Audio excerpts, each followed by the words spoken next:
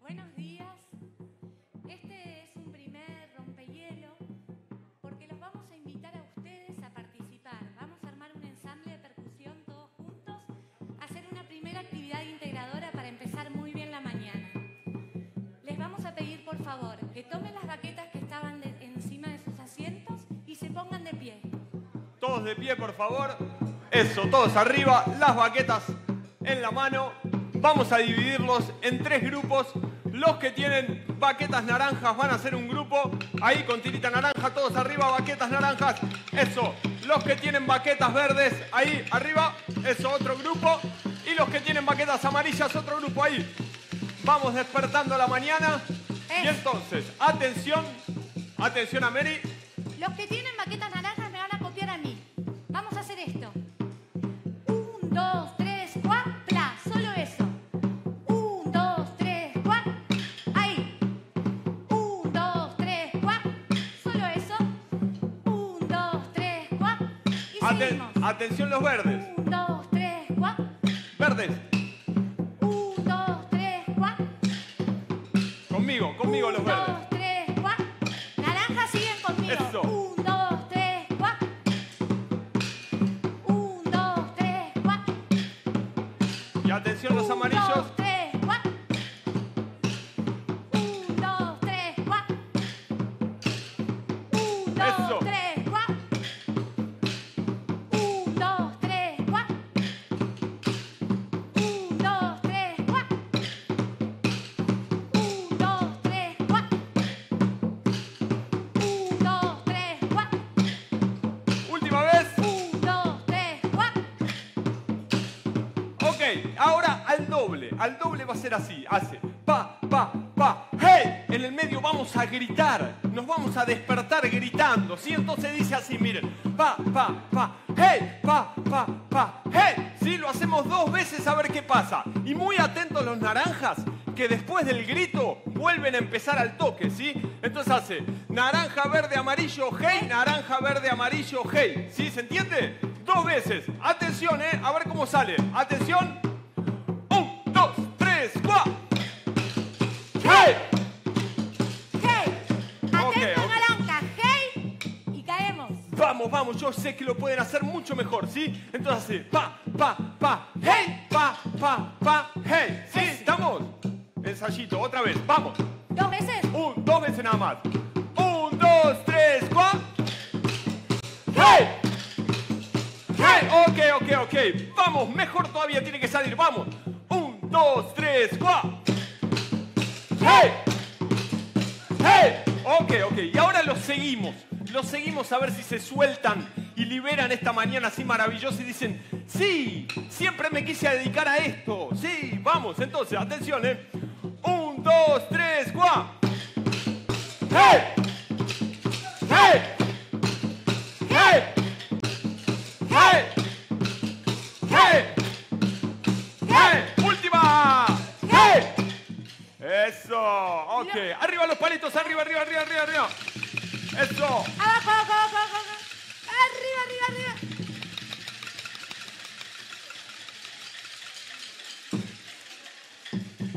Bien, vemos un poco tímidos a los de atrás. Anímense a participar. Es solo integrarnos un ratito. Vamos a armar un ensamble de percusión. Ahora sí, los naranjas, vamos a aprender el ritmo que van a hacer. Todas las partes se van a unir en una melodía. Atención, Entonces, naranjas. Atención. Naranjas. 1, 2, 3, pa y pa, pa, pa. Solo eso. Pa, pa, pa. Ahí va. Pa, pa, pa. Eso. Pa, pa, pa. Ahí va. Sí. Última vez. Ok, guárdenlo en la memoria. Atención, los verdes van a ser y solo eso. Y pa, pa, pa. Y 1, 2 y Pa, pa, pa. solamente eso, los verdes. Pa, pa, pa. Atrás, eso, los palos arriba, todos. Eso, perfecto.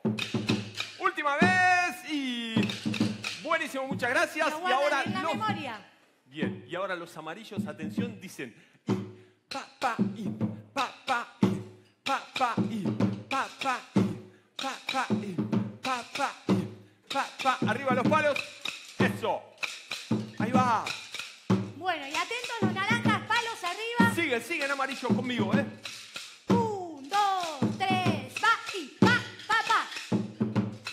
Pa, pa, pa. Palos arriba. Pa. Ahí va. Eso. Pa, pa, pa. Sigue. Y atención los verdes. Pa, pa, pa. Pa, pa, pa. Los verdes. Pa, pa, pa. Eso. Arriba los palos los verdes. Verdes. Naranjas. Eso. Siguen con Mary los verdes. Naranjas. Verdes.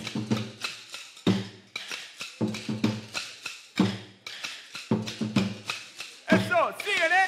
Siguen ahí. Siguen.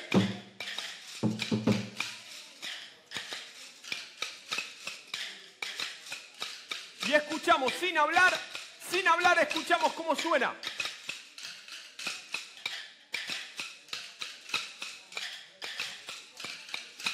¡Oh!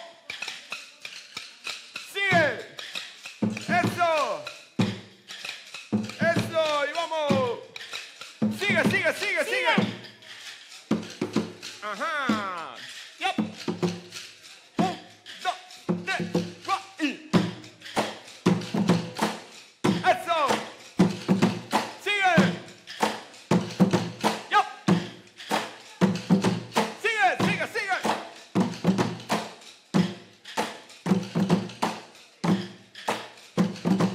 ¡Eso! ¡Sigue! Pa, pa, pa, y pa, pa, pa, pa, pa, pa, y pa, pa, y pa, pa. Amarillo conmigo. Pa, pa, eso. Amarillos, atentos. Atentos, amarillo conmigo. Eso. Atención. Y Sigue, a ver. Escúchense.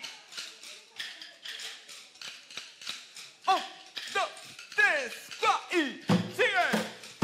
Ajá, y terminamos todos juntos y dice 1, 2, 3, 4 y eso. Arriba. Abajo. Arriba. Naranja. Verdes. Amarillo. Abajo. Muchísimas gracias. Excelente, muchísimas gracias, bienvenidos. Muchas gracias.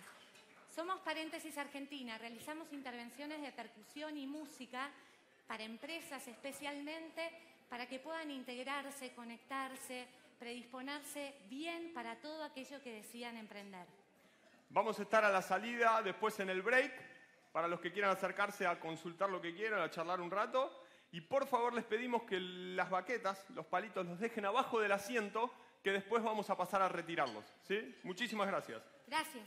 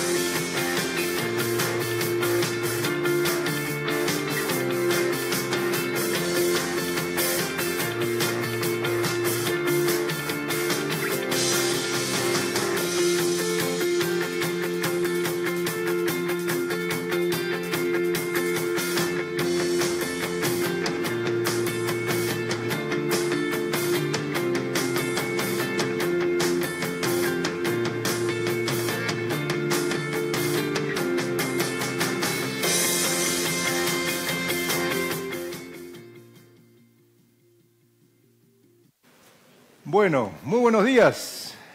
Nombre del cronista comercial, Apertura, Information Technology. Le damos la bienvenida a esta nueva edición de Pymes Buenos Aires, en el cual vamos a estar analizando lo que es la realidad, el status quo y la oportunidad de las pymes en la Argentina. Yo soy Flavio Canila, soy el editor general del grupo de revistas Apertura y Suplementos, y es un placer tenerlos acá. Veo que la sala está repleta, así que nos da la oportunidad de agradecerle especialmente a los speakers que vamos a tener hoy acá, con el cual vamos a estar analizando lo que acabo de decir, que es un universo complejo, pero nos parece que siempre podemos hablar de la oportunidad más que del pesimismo. Antes de arrancar, no quiero dejar de agradecer a nuestros sponsors, que son los que hacen posible, que ahora yo creo que hace 10 años, poder encontrarnos mes a mes con este tipo de encuentros y obviamente y especialmente a ustedes, que son los que hacen que esto se llene cada vez más, que sea cada vez más una plataforma de debate, porque eso lo queremos hacer, dar opciones, dar soluciones para un mundo que está cambiando, un mundo que ofrece mucho desafío y mucha oportunidad, como decía. Antes de arrancar, quiero darle la palabra a Adrián Scarcercio de Banco Macro, que nos va a dar unas palabras de arranque. Flavio, muchas gracias. Gracias por la invitación. Me parece bárbaro este seminario, arrancar de esta manera, ¿no? Creo que lo voy a contratar para que vengan a las 9 de la mañana al banco para levantar al equipo, ¿no? Está muy bueno, buena iniciativa, innovación. Mi nombre es Adrián Escocería, yo soy gerente de banca empresa de Banco Macro. Aprovechar esta oportunidad para comentarles lo importante que es el segmento PYME para nuestro banco. Diría que es uno de los segmentos más importantes que tenemos en el banco. Para confirmar esto, darle algunos datos, ¿no? El Banco Macro opera con 20.000 clientes PYME en todo el país. Tenemos otorgados en préstamos 15.000 millones de pesos en todo el país con estos clientes y vamos con un objetivo de llegar a 20.000 millones, es decir, $1 billón de préstamos a este segmento. En temas de acreditaciones de sueldo, para dar una idea, 200.000 empleados de empresas PYME acreditan con Banco Macro. Esto demuestra el apoyo del banco a este segmento. Esa es la realidad hoy. Si tengo que contar a futuro, un crecimiento del 40%. Creo que todos están viendo en los diarios y lo que está pensando en el mercado de capitales, que las entidades financieras por ahí no damos abasto para financiar el crecimiento que tenemos del lado del balance del activo. Para eso tenemos que estar emitiendo obligaciones negociables, levantar plata en el mercado local e internacional para satisfacer las necesidades de ustedes. Así que allá vamos. Por último, aprovechar para agradecer al cronista la invitación a este evento. Es la primera vez que Banco Macro está como main sponsor de este evento. Ojalá que el año que viene podamos repetir y muchas gracias a todos.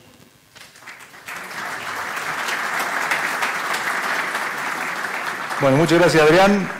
Antes de arrancar, unas palabritas que hacemos siempre, pero es bueno recordarles. Recuerden, en sus cuadernillos o en sus lugares encontraron unas páginas, unas hojitas, en el cual ustedes van a poder hacerle preguntas a los panelistas que van a estar recorriendo la jornada con nosotros.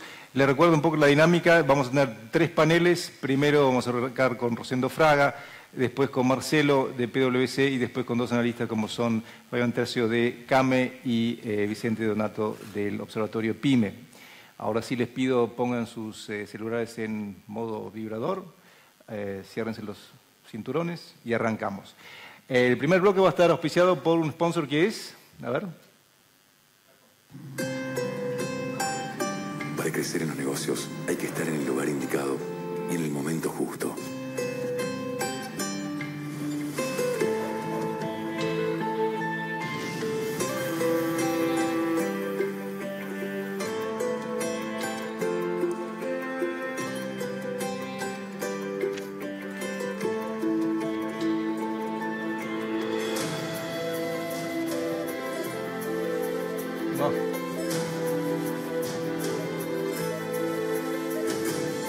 Más de 430 sucursales en todo el país.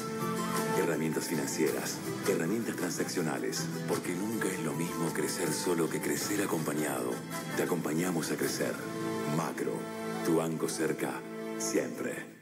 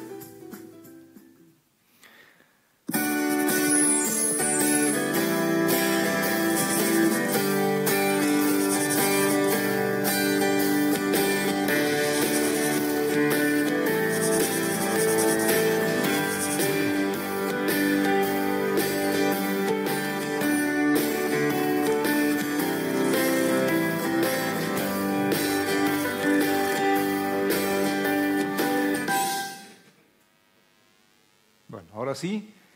A ver, es un placer cuando digo que podemos analizar la realidad de las pymes desde todos los ángulos, porque no solo lo económico, sino también el ámbito político, y para eso tenemos nuestro primer panelista, que creo que en realidad no necesita gran presentación, aún así voy a hacer una breve presentación, mientras Rosendo Fraga, te invito por favor a subir al panel.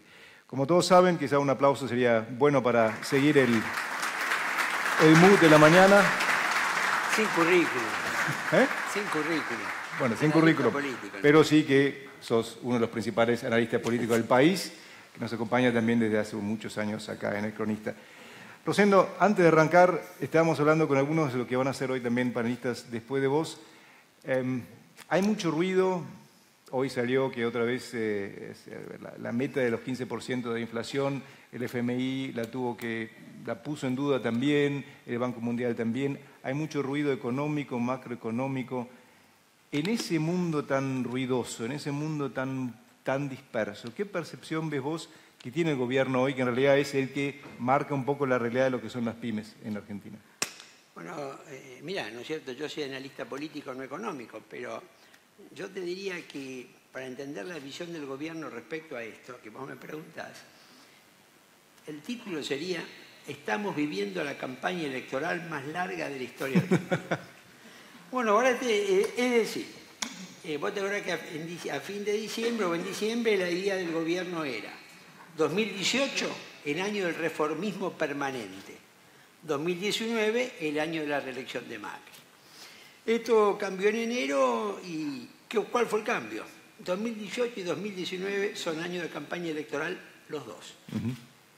¿Por qué? Bueno, porque el costo de la reforma previsional, bueno, no sé el argumento, pues podemos hablar. Yo diría que la campaña electoral empezó en marzo.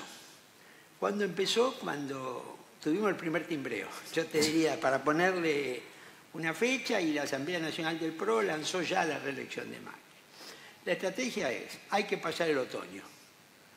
Y el otoño se va a pasar con el debate sobre el aborto.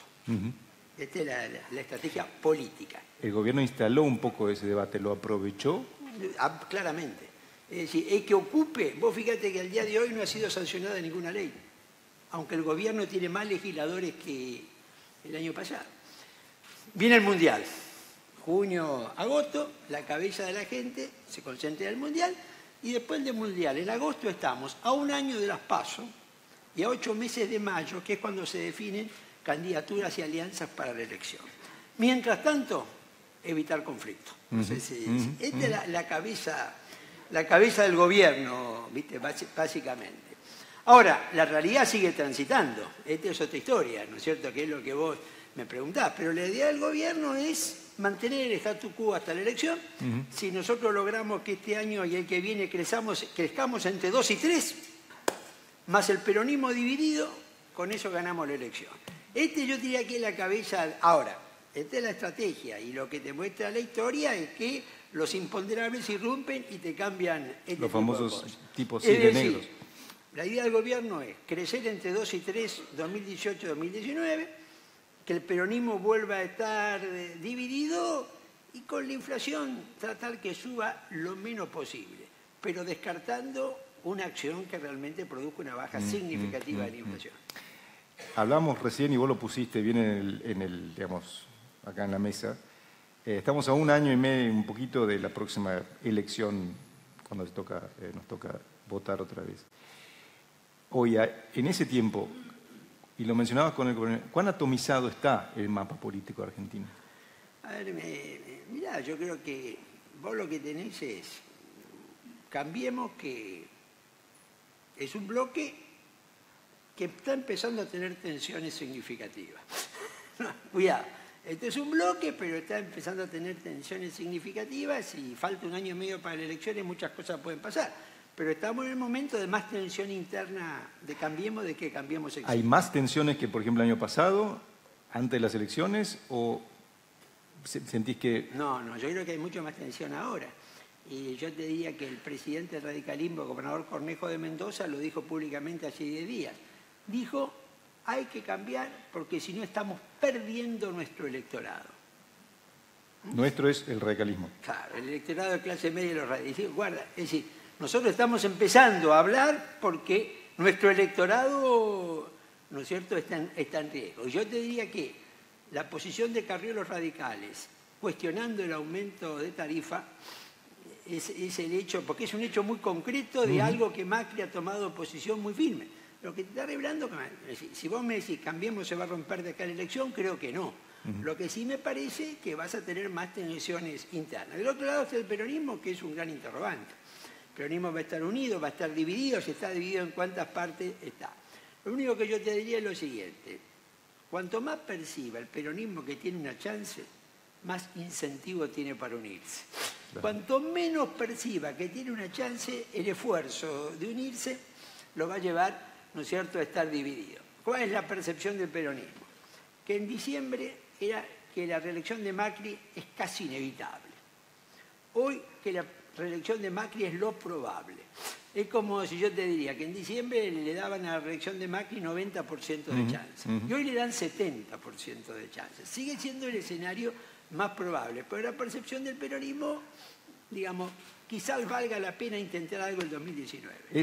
¿Vos dirías que es una de las mayores crisis que tiene el peronismo en su historia o es una crisis más en la cual va a servir para que se ¿sabes lo que pasa? Son las crisis que tiene el peronismo cuando no está en el poder.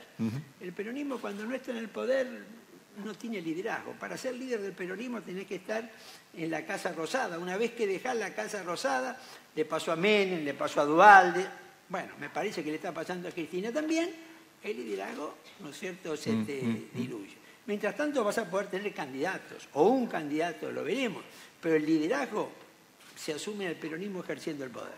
En el peronismo se vio, no me acuerdo exactamente cuándo, cuando se hizo esa reunión de los díscolos que se hizo en San Luis, o San Juan, no sé dónde era. Sí.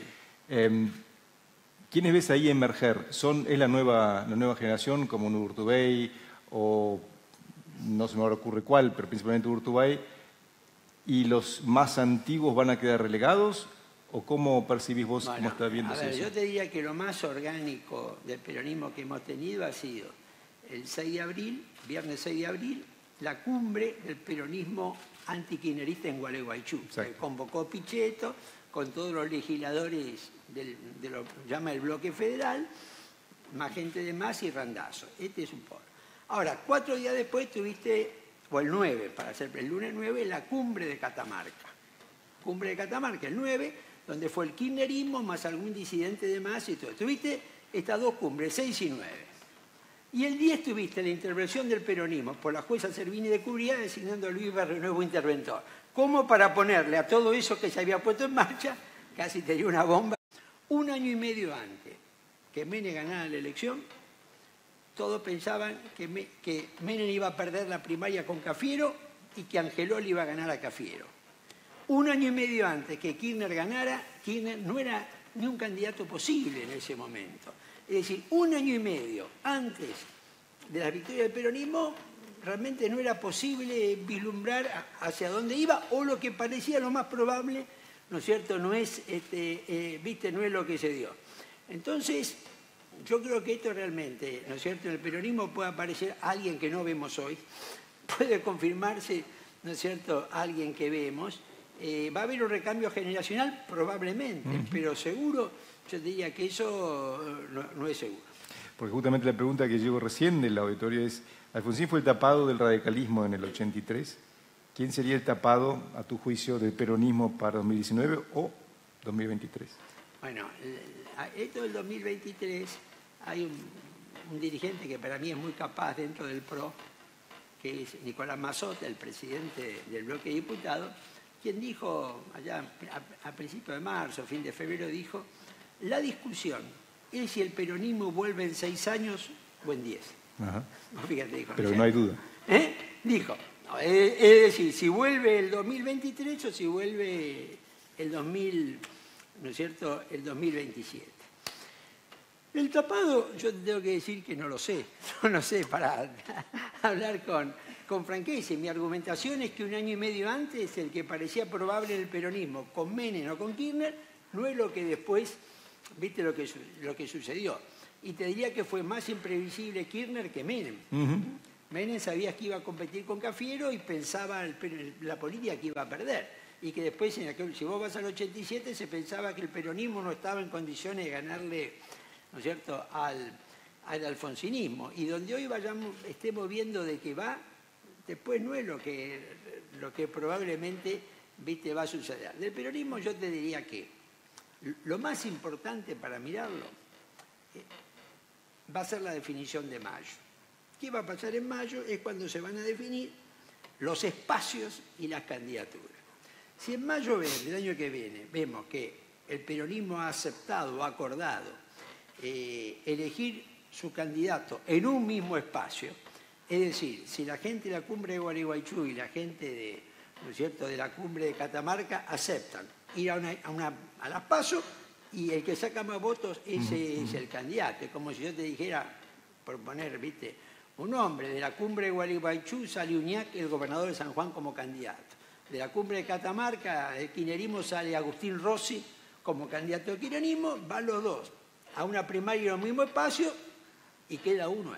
Si vemos que en mayo ha habido esa definición, esto llevaría a pensar el peronismo se ha tornado competitivo, lo cual no quiere decir que vaya a ganar. Ahora, si va cada uno a un espacio diferente, la chance del peronismo de ganar se complica. De cualquier manera, esto hay que complementarlo con la estrategia del gobierno en este punto.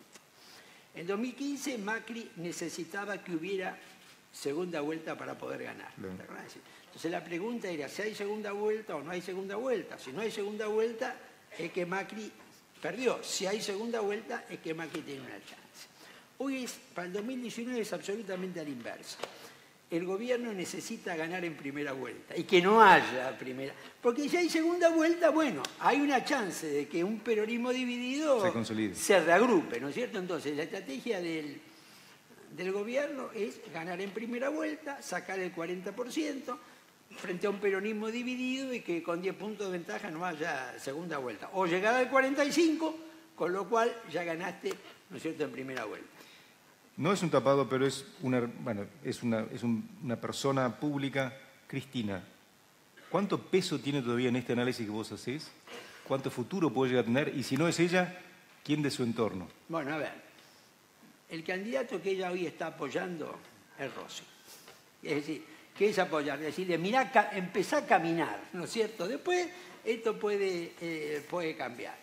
A mí me parece que Cristina hoy tiene más poder destructivo que constructivo. ¿En qué sentido? Es decir, ella para unificar el peronismo me parece que no funciona. Para dividir el peronismo funciona. No sé si no, ella puede decir, bueno, no hay en mayo, no hay acuerdo. Vamos nosotros por un lado, van los otros por otro lado y lo divide.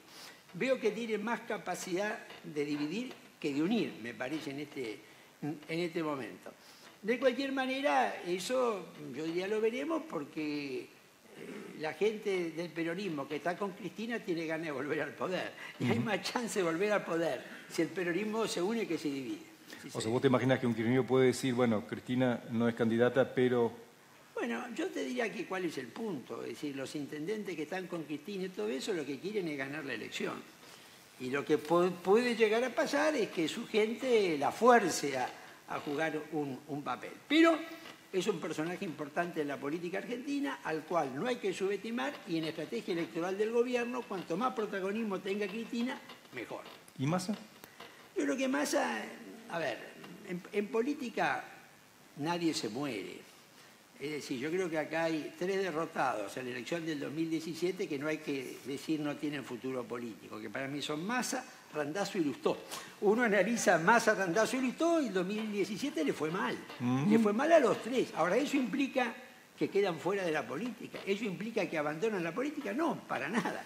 Ellos van a seguir en la política. Lo que pareciera, y mañana puede ser distinto, es que Massa está pensando más en una candidatura a gobernador en la provincia que intentar con una candidatura presidencial. Pero la política es fluida, la política cambia y esto puede ser después de otra manera. Y un actor clave para el peronismo siempre fue, y supongo que será por un buen rato, el sindicalismo. Y lo uno con una pregunta entre las que llegaron varias de la audiencia. ¿Vos ves que el peronismo puede llegar a cambiar de propuesta? ¿Puede haber un cambio en lo que es también su alianza casi como tradicional o ya histórica con el sindicalismo? ¿El sindicalismo mismo puede cambiar su postura? Bueno, a ver, el sindicalismo cambia pero no cambia. Y quizás sea el actor político-social que tenga más continuidad en su estrategia y más continuidad en su dirigencia, ¿no es cierto? Y es un actor que no hay que subestimar en cuanto a su capacidad. Lo primero que te diría es que respecto al sindicalismo es que los amigos de Cristina son los mismos amigos de Macri. Los enemigos de Cristina son los mismos enemigos de Macri. ¿En qué sentido? Y Moyano estaba enfrentado con Cristina y está enfrentado con Macri. Lo que llaman los gordos y los independientes eran el aliado sindical de Cristina y son el aliado sindical de Macri. Es decir, hay una continuidad en cuanto a quienes están enfrentados con los gobiernos y quienes están aliados, ¿no es cierto?, con los gobiernos. Ellos hoy prefieren la unidad del peronismo porque le da más fuerza al sindicalismo un peronismo con chance de poder que un peronismo sin chance de poder. Y hasta acá hay un dato en nuestro diálogo. Estamos hablando más del peronismo que del oficialismo. Está a punto de empezar. Vos fíjate, hasta acá nuestro diálogo y las preguntas han venido. Y yo creo que esto, ¿no es cierto?, es por dos causas. Primero, porque el interrogante está acá. Hay un interrogante y no le interesa. Y segundo, porque hay una realidad. Es la fuerza, la oposición, ¿no es cierto?, es el peronismo. Y quizás porque se percibe, y esto es totalmente lógico, lo que yo llamo el síndrome del tercer año. Primero y segundo año, normalmente, las sociedades en todo el mundo juegan a favor del gobierno. Quieren que al gobierno le vaya bien, es una combinación de esperanza y de deseo, hay tolerancia, hay paciencia. En el tercer año esto cambia. En el tercer año las sociedades reclaman más, son menos pacientes. Entonces, ¿no es cierto? Y esto para mí, Macri lo ha percibido, por eso en su discurso el 1 de marzo de apertura de sesiones ordinarias, hay dos conceptos importantes para mí políticamente, aunque primero no habla más de herencia recibida, no habló más de corrupción del kirchnerismo, no habló más que Cristina. Es decir, asumió que ahora los problemas son de él en su relación con la sociedad. Y segundo, hay un concepto sobre la economía que tiene mucho significado político en Macri el 1 de marzo. Habló del crecimiento invisible. ¿Y por qué? Porque cuando vos creces entre 2 y 3, que es lo que vos tenés, vas a estar este año y en la visión del gobierno el año que viene, la gente no lo siente. Él lo llamó crecimiento invisible. Y yo te diría que esto es un tema importante porque fuiste con crecimiento invisible a la elección del 2013, la elección del 2015 y la del 2017. Y probablemente vas a ir al 2019, porque fuiste con un crecimiento rondando el 2% en las 3 últimas y probablemente en la que viene. Cuando es eso, la gente no siente que está en una crisis, pero tampoco la gente siente que la economía, viste, está creciendo, está funcionando, que el consumo aumenta, que lo que bueno, eso es la percepción. Cuando es así, la elección se define más por factores políticos que por factores o por una situación económica, ¿no es cierto? Y este me parece que es un punto importante. Es decir, Cristina perdió 2013-2015 con este tipo de crecimiento. Pero perdió porque había más una fatiga política respecto al kirchnerismo que por la economía, que hubiera una gran disconformidad con la economía.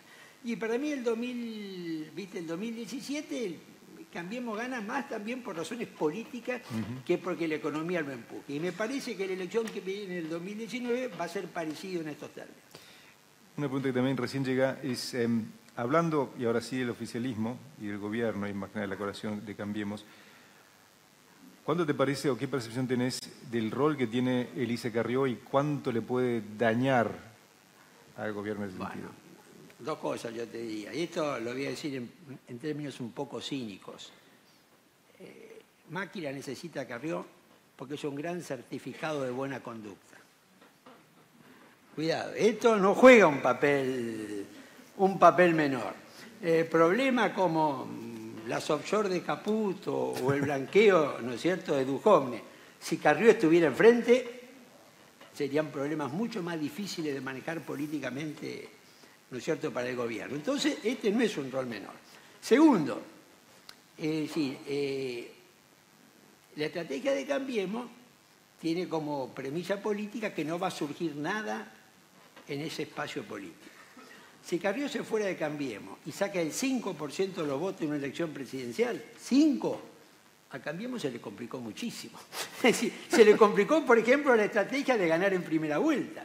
Entonces Carrió juega un papel, ¿no es cierto?, en todo el flanco que puede tener el gobierno de denuncias, en amortiguar ese problema como problema político, pero también en mantener unido un caudal electoral, que es fundamental, ¿no es cierto? Es decir, sin Carrió, y ya saca 4 o 5 o 6 como candidata a presidente, electoralmente a Cambiemos lo complica.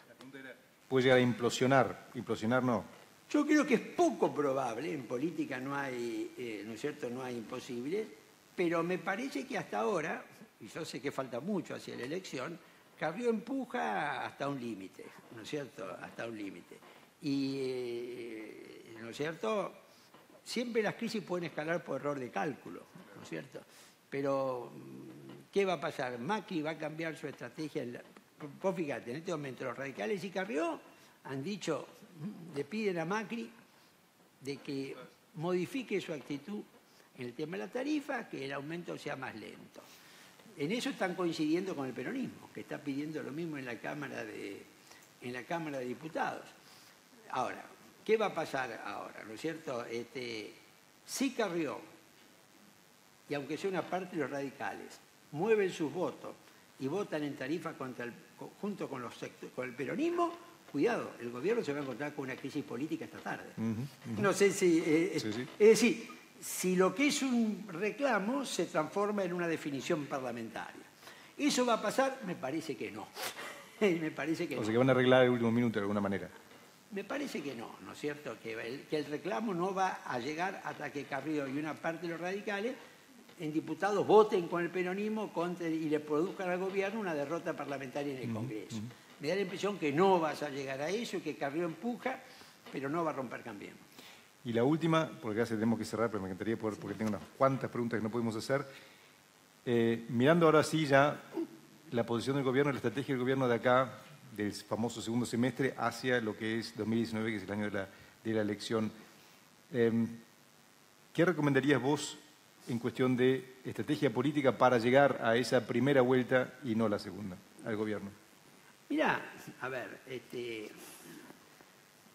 yo le diría que revise la estrategia de la campaña permanente.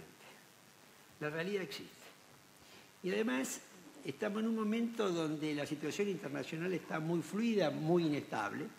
Es decir, lo que pase con la tasa de interés en Estados Unidos, ¿viste? Lo que pase con la guerra comercial entre China y los Estados Unidos, lo que pase con lo que hoy llaman el riesgo geopolítico, es decir, la posibilidad de conflictos bélicos.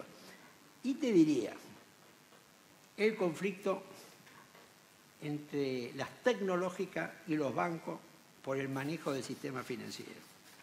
Ese es un tema muy importante y que se lo está analizando en una visión política y no una visión económica. Acá hay gran conflicto con las tecnológicas, es quién va a manejar el sistema financiero en los próximos años. Sí. ¿Vos ves que la estrategia de Durán Barba tiene razón de seguir o debería cambiar? En política como en la vida, vos repetís lo que te dio resultado. Y como Macri, Durán Barba le ha dado resultado, él va a repetir la estrategia con Durán Barba. Es algo casi inevitable en materia política. Y ahí es cuando a veces a los líderes políticos, ¿viste?, se les complica, en el sentido que vos repetís lo que te dio resultado y hay veces que la sociedad te cambió. Pero la tendencia a repetir lo que te dio resultado es muy fuerte y casi te diría que es casi inevitable que sea así. Bueno, con eso vamos a dejarlo acá. Haciendo muchas gracias. No, gracias a ustedes. Y esperemos vernos el año que viene con otra sesión. Gracias.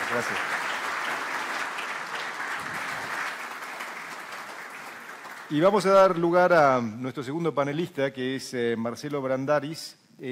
Marcelo, por favor, Marcelo, si querés pasar para hacer tu presentación. Mientras te presento, Marcelo es socio en PwC para el área laboral y seguridad social. Tiene más de 20 años de experiencia en PwC, es abogado matriculado en el Colegio de Abogados de la Ciudad de Buenos Aires. Marcelo, todo tuyo.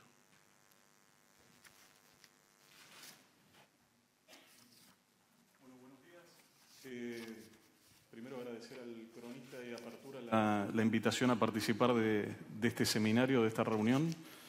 La verdad es un gusto estar acá con ustedes y poder compartir esta mañana.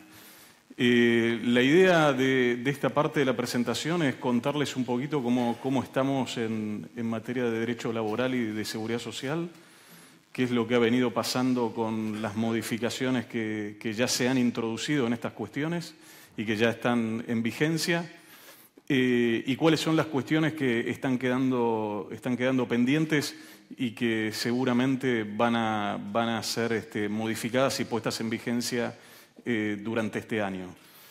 La realidad es que uno tal vez al principio podría preguntarse acerca de la necesidad de todas estas modificaciones, y la verdad que a poco que uno entra en contacto con el mundo de los negocios, con el mundo de las inversiones, con la realidad de las empresas, la verdad que la necesidad de una reforma, sobre todo en materia laboral, se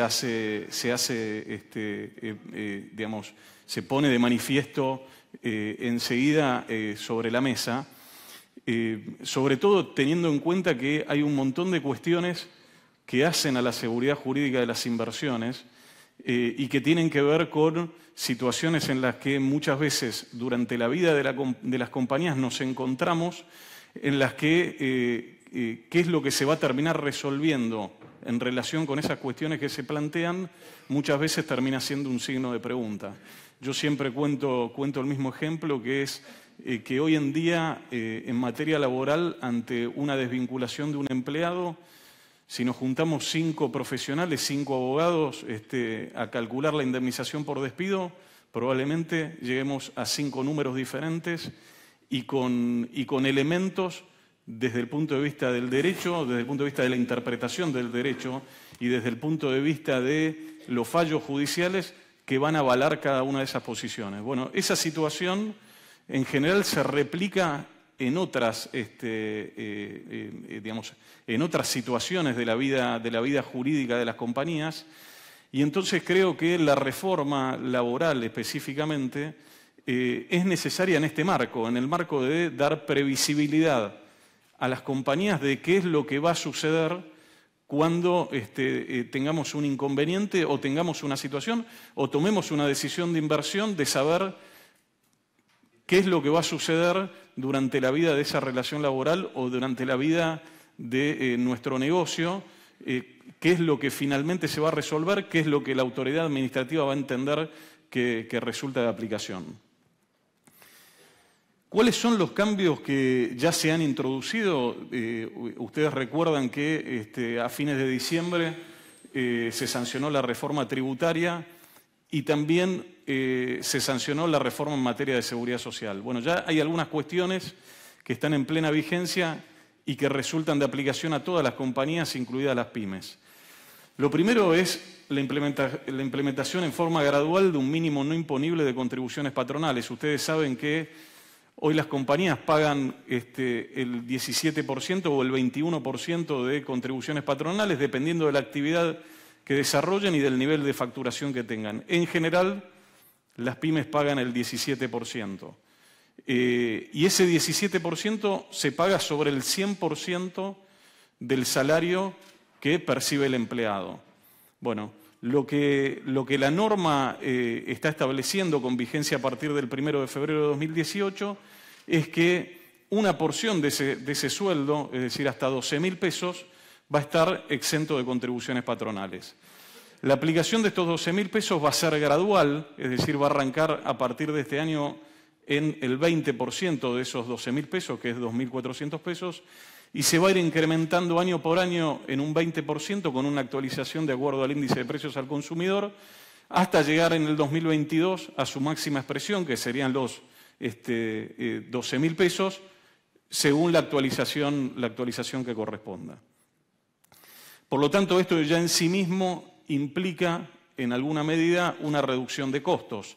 Antes pagábamos sobre el 100% del salario, ahora ya hay una porción que va a estar exenta de las contribuciones patronales y esto le aplica a todos los empleados de la compañía.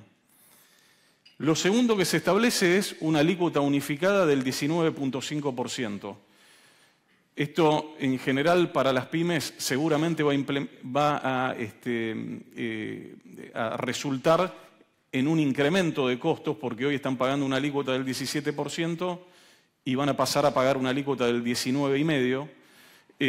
Este incremento va a ser también proporcional desde febrero de este año hasta 2022. Se va a ir incorporando en 0,5% por año. Pero acá lo que también hay que tener en cuenta es que el nuevo sistema, contemplando la porción del salario que no va a estar alcanzada por las contribuciones patronales, lo que genera es que el nuevo sistema sea más barato que el anterior hasta una remuneración promedio de 90.000 pesos. Es decir, en aquellos casos que la remuneración promedio alcance los 90.000 pesos, el nuevo sistema, aun cuando la alícuota sea incrementada, por aplicación del mínimo no imponible de estos 12.000 pesos, va a terminar resultando en un costo patronal más barato que lo que teníamos anteriormente. Tal vez ahí la noticia negativa sea la eliminación de los puntos porcentuales de las contribuciones patronales que se aplicaban como crédito fiscal de IVA, que eso se va eliminando también gradualmente desde febrero de este año hasta 2022. Esto va a tener un efecto negativo principalmente en aquellas pymes y aquellas compañías que se desarrollan en el interior del país. Ustedes saben que en la ciudad de Buenos Aires y en el Gran Buenos Aires estos puntos porcentuales de crédito fiscal de IVA son 0, por lo tanto uno en principio debería leer que estas modificaciones para las pymes en principio deberían generar un ahorro de costos. No así en lo que puede llegar a ser el interior, porque vamos a tener que ver cuál es el efecto de estos puntos de IVA de crédito fiscal que se pierden. La cuarta modificación que ya está puesta en vigencia es la extensión de la jubilación de los empleados en relación de dependencia a los 70 años.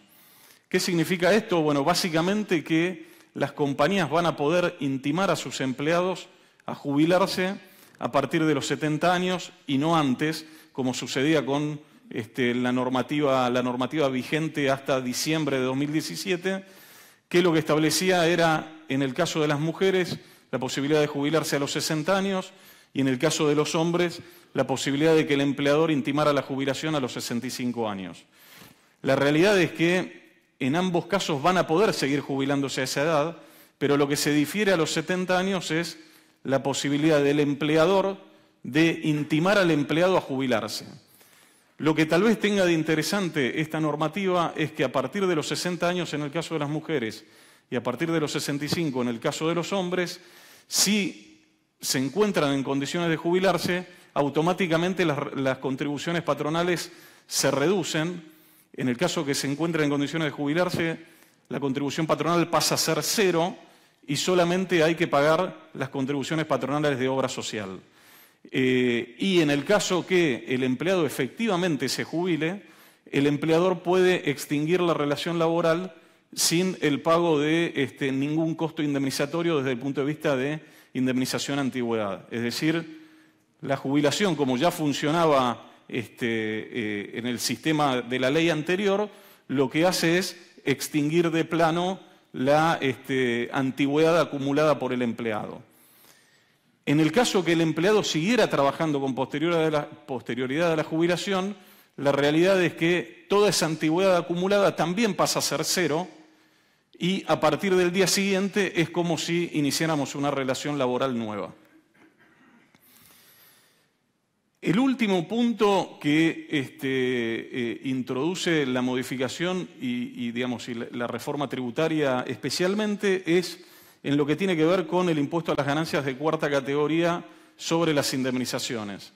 Este es un tema que está generando mucho debate, bastante complejidad en las compañías, sobre todo al momento de tener una desvinculación y una desvinculación consensuada. Ustedes saben que en general, hasta el 31 de diciembre del año pasado, lo que sucedía era que, sea cual sea el monto de la indemnización por despido que estuviéramos pagando a un empleado en relación de dependencia, estaba exenta de impuesto a las ganancias. De hecho, hay un fallo de la Corte Suprema, que es el fallo Negri, en el que la Corte precisamente lo que dice es que en el caso de una desvinculación consensuada, es decir, en el caso de un mutuo acuerdo, al momento de la desvinculación, la gratificación por cese que el empleador pague a ese empleado está exenta de impuesto a las ganancias. Bueno, la reforma tributaria incluyó una cuestión que es lo que ahora está generando algún nivel bastante interesante de debate, que es que esto va a seguir siendo de aplicación, pero excepto para el personal directivo o jerárquico. ¿Qué quiere decir esto? Que en los casos de personal directivo jerárquico, en el momento de tener la extinción de una relación laboral, hasta el monto de la indemnización por despido calculada de acuerdo a lo que establece la Ley de Contrato de Trabajo, va a estar exento de impuesto a las ganancias. El excedente que se abone por encima de ese monto va a estar gravado con el impuesto. La realidad es que la definición de directivo jerárquico está sujeta a lo que la reglamentación establezca y la verdad es que todavía esa reglamentación no ha sido dictada. Por lo tanto, hasta el momento tenemos argumentos para sostener, en tanto la reglamentación no está dictada, que esos pagos que se efectúen, por el momento el empleador no tiene obligación de actuar como agente de retención. Y ahí el único tema a tener en cuenta es que la persona física que eventualmente cobrara una gratificación por cese en exceso de la indemnización por despido, si percibiera esa indemnización antes de la reglamentación, si la reglamentación se dictara durante este año, va a tener que inscribirse en el impuesto e ir y depositar el dinero que corresponda de la retención que el empleador efectivamente no pudo practicar al momento de la desvinculación. ¿Esto por qué? Porque la realidad es que el impuesto es de carácter anual y la reglamentación dictada durante el ejercicio, aun cuando sea con posterioridad al pago de la indemnización, tiene efecto en relación con lo que haya sucedido durante el ejercicio fiscal. Por eso es una cuestión para estar muy atentos.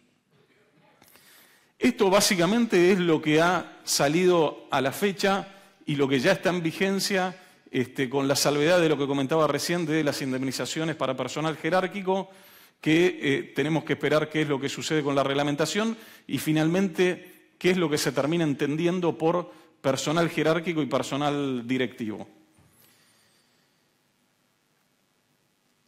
¿Qué es lo que todavía está pendiente? Bueno, lo que está pendiente, y simplemente como para tener una idea general, es el blanqueo laboral, es decir, la posibilidad de regularizar situaciones de relación de dependencia, que tengamos algún tipo de irregularidad, poderlo regularizar dentro de lo que es el blanqueo. La realidad es que en el último tiempo hemos tenido distintas posibilidades de que el blanqueo saliera, no saliera. Bueno, esto está pendiente. Lo interesante del blanqueo es que es una muy buena posibilidad para hacer cuenta cero, es decir, mirar qué es lo que nos ha pasado, qué cosas podemos llegar a tener de algún nivel de déficit desde el punto de vista de regularización y proceder a regularizarlo con costo cero. Otro de los temas importantes es la eliminación en el proyecto de reforma laboral de las indemnizaciones agravadas por despido. Ustedes saben que hay un sinnúmero de indemnizaciones que muchas veces cuando nos encontramos con un conflicto laboral pensamos que el costo indemnizatorio va a ser los años de servicio por el sueldo del empleado y la realidad es que nos encontramos con una serie de indemnizaciones que muchas veces terminan dando un número final de desvinculación, a veces por cuestiones de irregularidades o a veces por cuestiones de la interpretación de la propia jurisprudencia, que nos terminan llevando a montos indemnizatorios exorbitantes que no podemos entender cómo se llega a ese número o cómo un reclamo puede estar fundado para intentar sostener un reclamo con una indemnización de ese monto. Bueno, el proyecto de reforma laboral a lo que está apuntando es a la eliminación de todas estas indemnizaciones agravadas y que estas indemnizaciones ya no pasen a ser derecho del empleado, sino que eventualmente, de efectivamente acreditarse algún incumplimiento, que se siga manteniendo en el marco del esquema sancionatorio laboral o sancionatorio en materia de seguridad social que colecta el Estado. En materia de lo que tiene que ver con modificaciones a la ley de contrato de trabajo, hay 3 cuestiones muy cortitas para comentar y que creo que son las más importantes. La primera es la inclusión de una figura bastante extraña, que es la figura del trabajador profesional autónomo económicamente vinculado, que es una cosa media rara porque pareciera que es perro, pero es gato, y cuando es gato pasa a ser perro, es algo medio raro, pero esto a lo que está tratando de apuntar es a aquellas relaciones profesionales o aquellas relaciones de locación de servicios que muchas veces tenemos dentro de las compañías y que al final de esa locación de servicio o al final de esa contratación nos terminamos encontrando que la persona alega o entiende que en realidad hay una relación de dependencia. Bueno, lo que va a hacer la modificación de la ley y el estatuto es terminar de regular este tipo de situaciones para no encontrarnos con los reclamos que tenemos hoy día. El segundo punto es el tema de responsabilidad solidaria. Muchas veces nos pasa en las compañías que nos encontramos que tenemos terceros que están trabajando para nosotros y nos encontramos con reclamos por obligaciones de esos terceros. Bueno, la ley específicamente, en el caso de que fuera sancionada, establece una serie de actividades en las que la responsabilidad solidaria va a estar eliminada directamente. Y estos son limpieza, seguridad, montaje de instalaciones y maquinarias, gastronomía, servicios médicos y servicios de transporte de personas. Lo último para cerrar es lo que tiene que ver con modificaciones específicas en materia de indemnizaciones, que era lo que hablábamos antes. Hoy, si nos juntamos 5, terminamos teniendo 5 resultados distintos.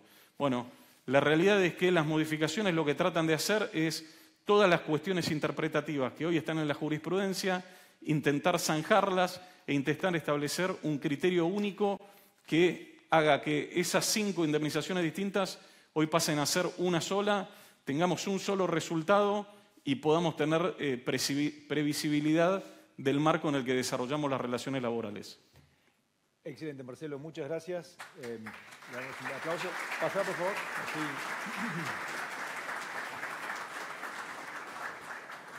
Tenemos tiempo para una pregunta y creo que es una pregunta que nos mueve a todos, principalmente a los empresarios. Ante este escenario de una reforma tributaria que arrancó el año pasado, a fin del año pasado que está recién empezando a desplegarse, ante una reforma laboral que todavía está esperándose, ante un blanqueo que implica un blanqueo laboral, ¿qué recomendación le podés dar vos a las pymes, a las empresas que tienen un tamaño entre 2 a 150, quizá en su extremo más mayor, para posicionarse y transitar ese camino hasta que ambas reformas estén, digamos, implementadas a full, que se supone que sería fin de año que viene? A ver, yo lo que creo es que hay que estar muy atento a toda la normativa que se está dictando en el último tiempo.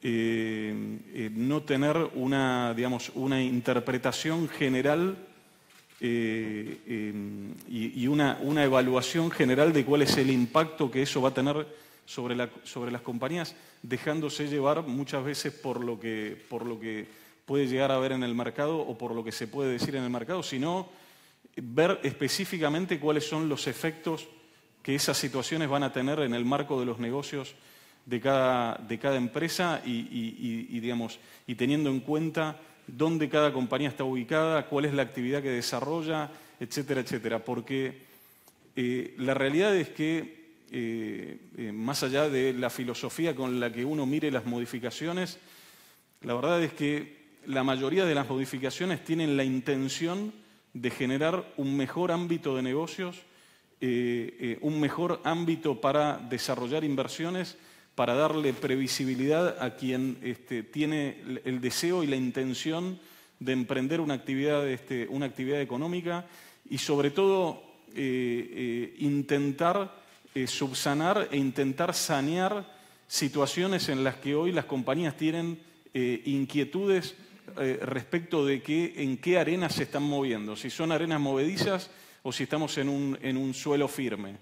La realidad es que, sobre todo en lo que tiene que ver con la reforma tributaria, hay una serie de cuestiones que todavía falta reglamentar y que seguramente ustedes, al igual que nosotros, tienen dudas de cómo van a ir saliendo esas cuestiones, pero la verdad es que esa reglamentación va a salir en el curso de este año y yo soy bastante optimista con la mirada de las modificaciones y de lo que se está haciendo en materia de regulación y en materia de reglamentación, porque lo que también se ve es que la intención es escuchar a todos los sectores, es decir, escuchar al sector empresario, escuchar al sector sindical, escuchar al Poder Judicial, escuchar a las cámaras empresarias y sobre la base de todas esas opiniones llegar a un consenso e intentar encontrar la mejor solución. Evidentemente todo es perfectible, cada uno tiene su mirada subjetiva y muchas veces puede entender que hay cosas que no son de acuerdo a lo que uno pensaría que deberían ser, pero un poco la mirada es optimista en el sentido de que lo que se está buscando, y al menos en los foros y en los ámbitos que hemos tenido de participación, ya sea en el sector público o en el sector privado, lo que vemos es esta intención de escuchar y de intentar encontrar cuáles son las mejores medidas y las mejores soluciones para generar un mejor ámbito de negocios. Y la última, muy breve, si puede ser, en esos ámbitos de charla, de asesoramiento, ¿cuáles son las inquietudes que ustedes ven del lado de las pymes que más crecen? ¿Cuál es la mayor inquietud que tiene una pyme hoy en base a este escenario? Yo creo que la inquietud que tienen las pymes, y creo que tal vez ustedes son los que mejor lo podrían decir, pero yo creo que es lo que cruza en general a todo el sector empresario, que es la seguridad jurídica, la seguridad en materia de tener una proyección a largo plazo de regla de juego, la posibilidad de tener un financiamiento y un acceso al financiamiento en un escenario razonable y en un escenario de previsibilidad. Yo creo que no es bueno estar cambiando constantemente las reglas de juego, sobre todo, además de las pymes, nosotros lo vemos en el estudio en muchos casos de inversiones externas, que la preocupación es, digamos, no el ámbito de negocios desde el punto de vista de la evaluación de la inversión. Muchas veces el empresario ve y dice, estoy dispuesto a invertir. El tema es tener la seguridad de que las reglas de juego se van a mantener durante un plazo razonable en el que el empresario diga, bueno, tengo una visibilidad al menos de mediano plazo en el que las condiciones que yo evalúe para hacer la inversión se van a mantener. Y esto incluye obviamente lo que decíamos en materia laboral, pero cruza a toda la legislación y digamos, incluyendo lo impositivo y todas las cuestiones que seguramente ustedes conocen mejor que yo desde el punto de vista del desarrollo de la actividad de las empresas. Bueno, con esa idea de que es posible, que hay lugar para el optimismo, cerramos. Digo, muchas gracias, Marcelo, y vamos al siguiente panel. Gracias. Y ahora vamos al tercer panel de la mañana. Como ven, esto va bien rápido. Invito a los próximos dos panelistas, que son Fabián Tarrio, que es presidente de CAME, y Vicente Donato, director ejecutivo de la Fundación Observatorio PYME. Por favor, si quieren venir sentándose, a ver acá, vamos a abrir un poquito de lugar. Bienvenidos. Mientras se van sentando, los voy presentando un poco más. Fabián, que es el que va, creo que está sentado al lado mío, es presidente de CAME, como decíamos, una institución que representa más de 1.500 federaciones, cámaras, centros y uniones industriales. Fabián es además presidente de la Federación de Centros Comerciales del Cielo Abierto, Cascos Urbanos y Centros Históricos. Sos comerciante desde hace más de 42 años y también sos empresario de la construcción y productor vitivinícola en el Valle de Uco, en Mendoza. Y Vicente creo que mucho lo conocemos en el ámbito de PYME, que es uno de los principales referentes también para nosotros como fuente de información. Es economista, tiene un PhD en Economía Industrial por la Universidad de Bolonia, Italia, y un posgrado de Teoría Económica por el Instituto Torcuato Di Tella. Bienvenidos a ambos. Gracias por estar acá. Lo lindo de este panel también es que podemos ver la realidad de las pymes desde dos posturas quizá complementarias, pero un poco distanciadas una de la otra. Y yo arrancaría con vos, Fabián. Antes lo escuchamos hoy en la mañana, vimos una visión política, vimos una visión recién técnica sobre lo que es el mundo de la reforma digamos, tributaria que está impactando en la realidad PYME y la reforma laboral que esperemos que impacte pronto para bajar el costo laboral, que son los principales obstáculos para lo que es el mundo de los negocios en Argentina. ¿Qué foto le devuelven a ustedes los asociados que tienen ustedes? Bien, buenos días, gusto. Gracias al cronista que nos invitó. Gracias por poder compartir con Vicente este panel. Nos conocemos y estamos trabajando juntos también. Y sí, esta representación que tenemos de las pymes nos obliga a estar atentos cotidianamente a lo que pasa con respecto a nuestra situación. Y hablo de pymes de todo tipo, industriales, comerciales, de economías regionales, de turismo. Y entonces tenemos diversos aspectos.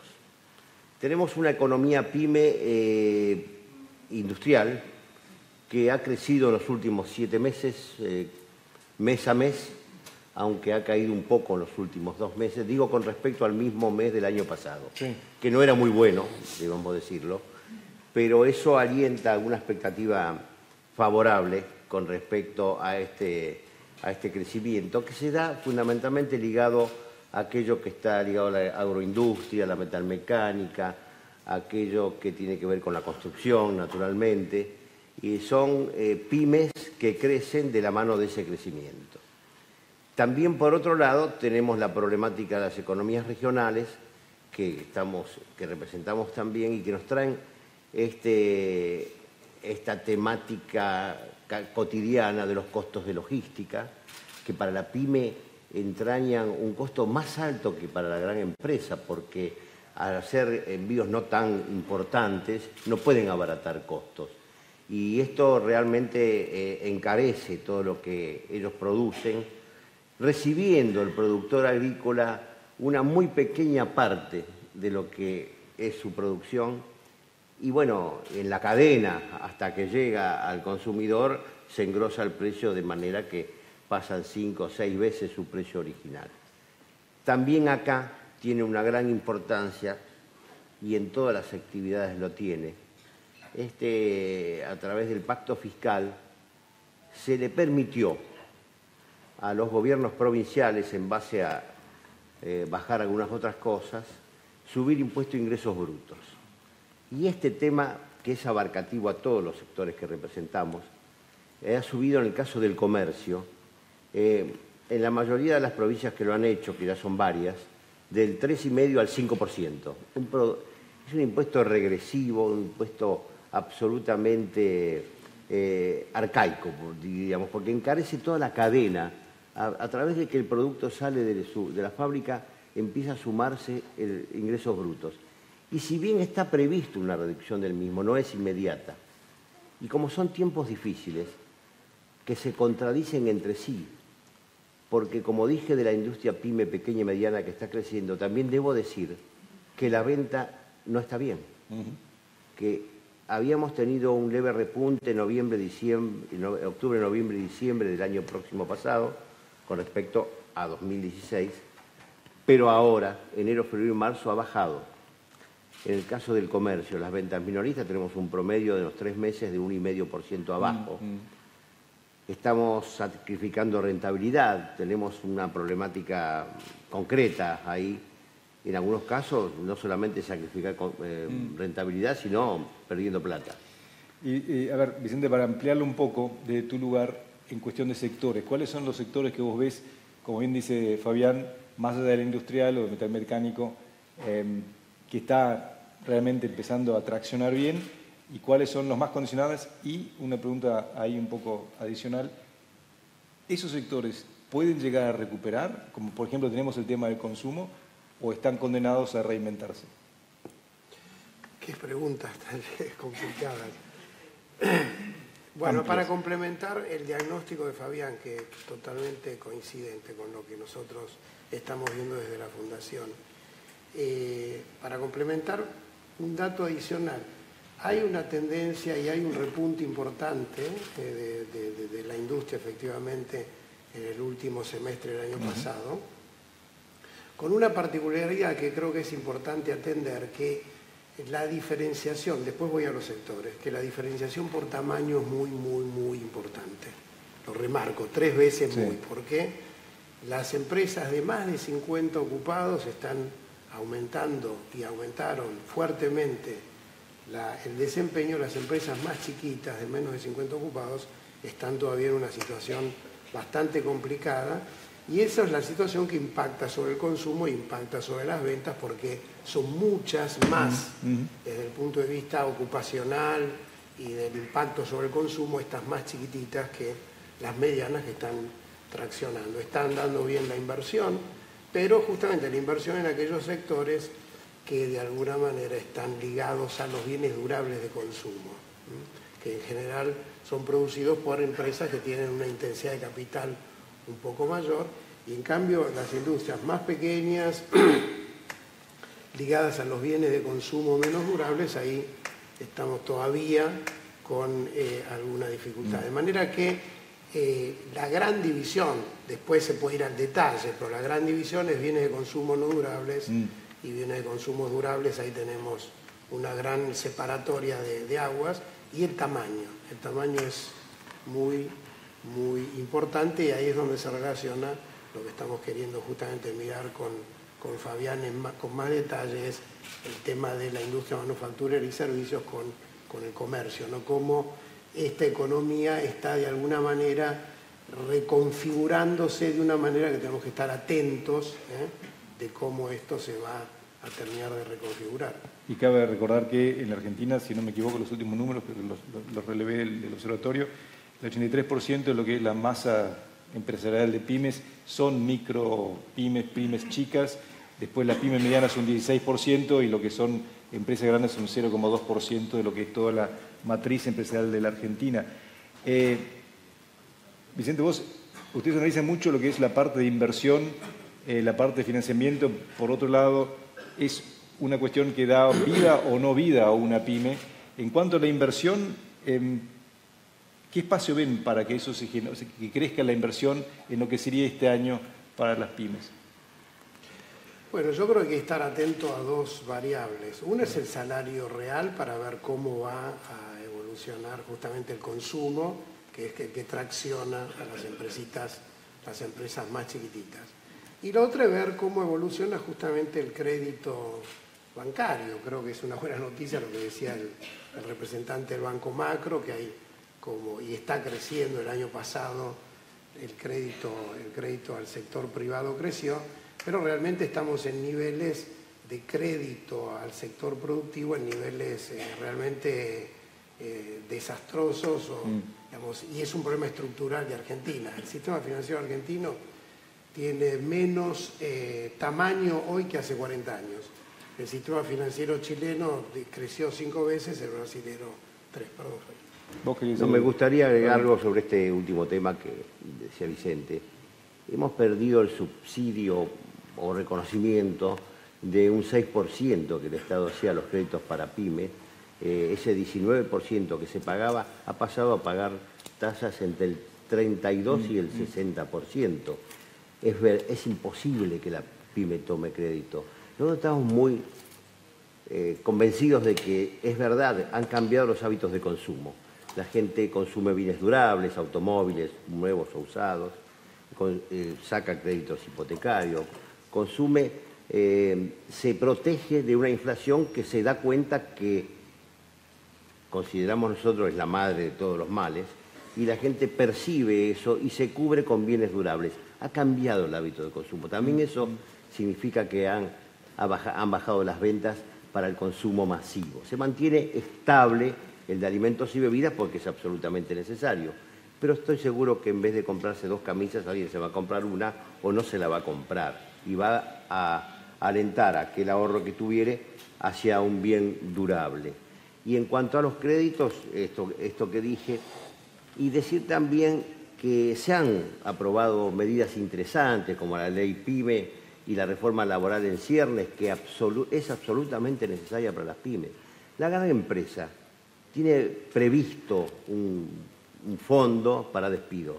La pequeña, un despido con un juicio de por medio puede significar para esa empresa el cierre definitivo de la misma, seguramente. ¿Enemigos a la inversión productiva cuáles serían que ven ustedes, Vicente? El horizonte macroeconómico y de... ¿Qué sería? ¿Incertidumbre? La incertidumbre, como bien dijo Rosendo Fraga, aquí tenemos una dinámica política que por supuesto está, digamos, él la describió perfectamente, pero tenemos también una dinámica económica que tiene su propio carril y su propio rumbo, y hay como algunas, justamente, estamos observando qué es lo que va a ocurrir en esta economía, donde tenemos tiempos, digamos, de marcha de distintas variables que podrían llegar a preocupar. Uno es el tema del déficit comercial, la balanza de cuentas corrientes. Esto es desde el punto de vista del analista. Desde el punto de vista de la percepción de la gente, yo creo que estamos en este escenario de crecimiento invisible, 2%, es la previsión por lo menos que hacemos nosotros, y el enemigo es es decir, es ver cuál es el horizonte de planeamiento que tienen las empresas. Están, de alguna manera, hay que evaluar este horizonte político de mayor estabilidad, que creo que es totalmente positivo para el país, y justamente estos cronogramas de largo plazo que vamos viendo, la previsibilidad en ese sentido, y por otro lado tenemos, digamos, los semáforos de la macroeconomía, que siempre ha sido el talón de Aquiles de nuestro país, ¿no? Tenemos ahí, entonces ese es el principal enemigo de la inversión, pero déjame decirte que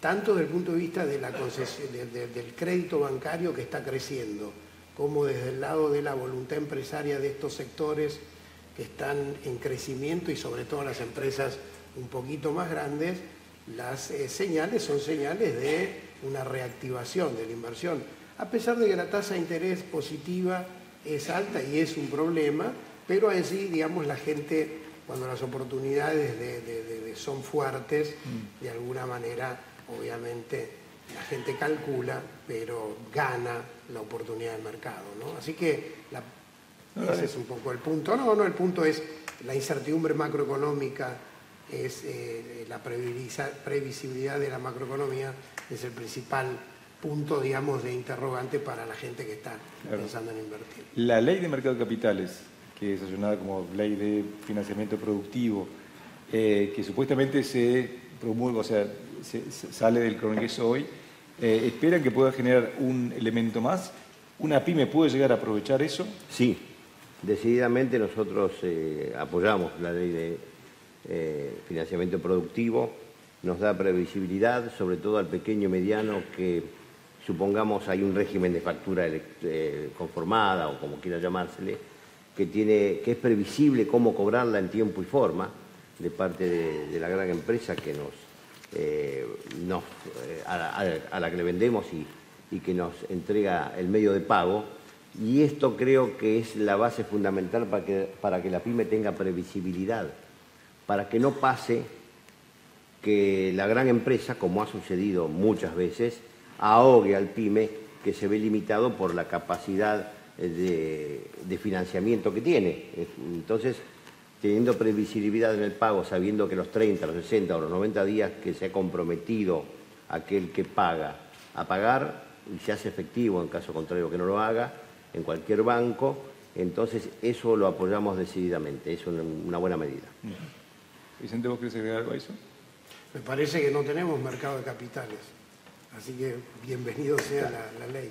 La pregunta que me llegó recién del auditorio es ¿qué lectura hacen un poco de lo que es la competencia desleal que implica la evasión impositiva? ¿Está creciendo, está reduciéndose, se está atacando como debería atacarse? ¿Qué faltaría para que se ataque un poco más?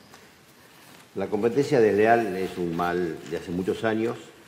Yo doy un ejemplo personal. Yo soy de Lomas de Zamora, fui presidente de la Cámara de Lomas. Bueno, ustedes saben que en Lomas de Zamora existe el mercado ilegal más grande, alguna vez se dijo, de Sudamérica, que es la salada. Por suerte se han tomado medidas políticas, a través de la justicia, para descabezar esa organización mafiosa, diría yo, para comercializar artículos que son elaborados en forma ilegal, con gente hacinada en cama caliente, y está disminuyendo en ese sentido. Pero en el resto del país siguen existiendo y aumentando las saladitas y otros formatos comerciales que naturalmente no contribuyen a la educación pública, a la justicia, a la seguridad, a todo aquello que hace a lo que el ciudadano que está debidamente registrado contribuye porque con los impuestos lo hace.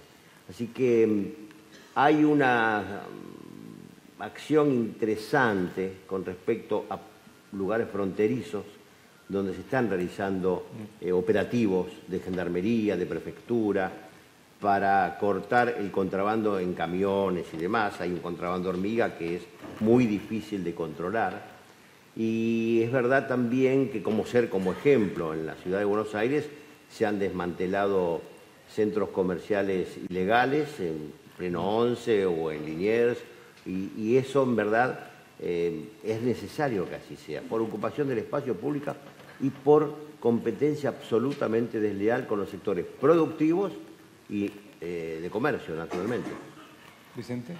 Estoy totalmente de acuerdo. Creo que es una asignatura pendiente. Yo a la represión le agregaría muchas medidas de política pública, justamente, y creo que hemos perdido con la reforma fiscal una oportunidad de ser más incisivos en el tema de premiar la formalidad en el país. Tengo tiempo para una pregunta más, y ese sería en un entorno, digamos, que es difuso, donde la carga laboral todavía sigue siendo alta, donde el acceso al crédito, si bien está creciendo, creo que es un 19% que creció el año pasado, por un número que vi por ahí, las pymes todavía están batallando y fuertemente. ¿Qué recomendaciones le harían ustedes dos, quizás dos cada uno, para atravesar lo que sería la transición hacia el 2019? Todos esperan que a partir de junio, no quiero decir la palabra segundo semestre porque ya está bastante malgastada, la situación se estabilice aún más. ¿Qué dos recomendaciones le harían ustedes desde su punto de vista cada uno, quizás vos del lado de la cámara, vos del lado del análisis, a una pyme que está escuchándonos hoy y también por streaming, para aprovechar y posicionarse para el próximo paso?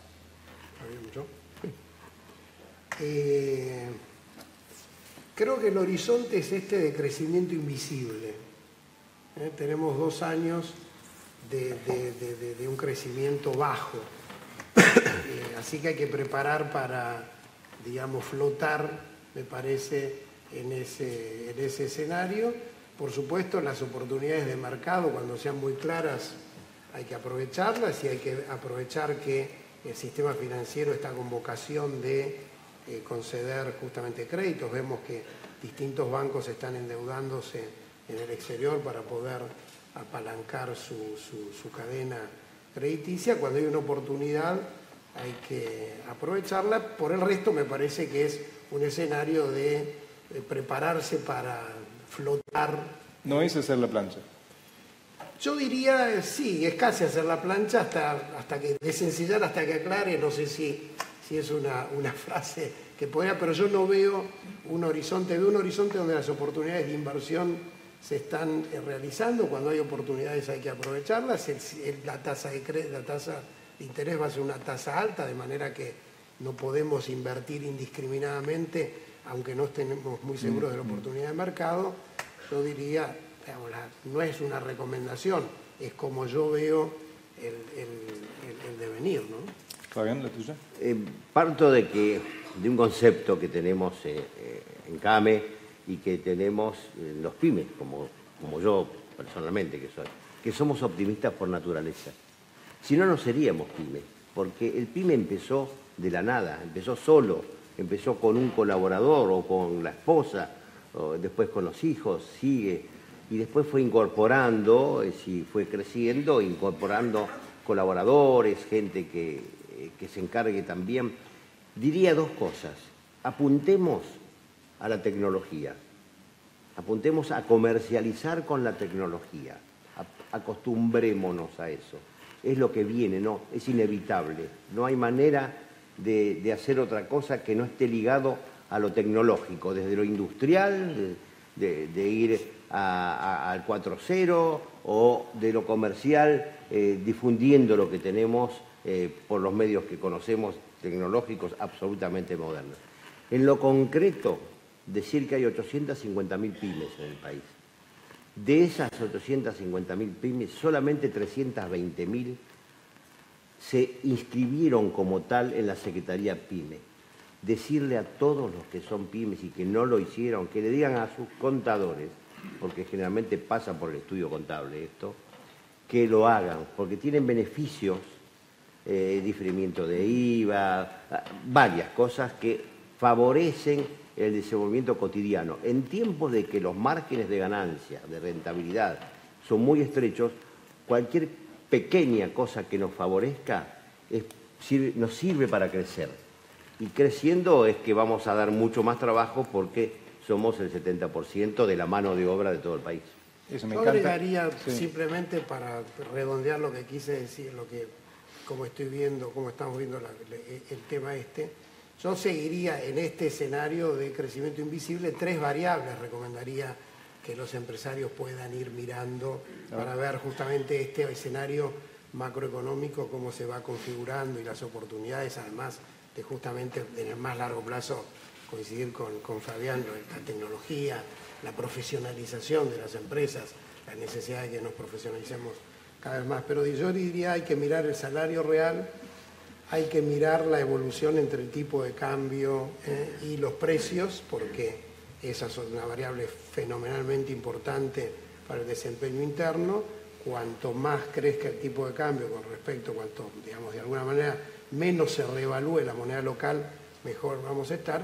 Y hay que mirar esta evolución del crédito bancario, hay que estar atento porque esas son 3 variables que se configuran para aclararnos, ¿no? Ahí me diste muy bien el pie para el panel que viene del Coffee Break. Le agradezco a los dos porque con estas recomendaciones concretas creo que tenemos una visión clara hacia dónde podemos ir y quizás deberíamos ir.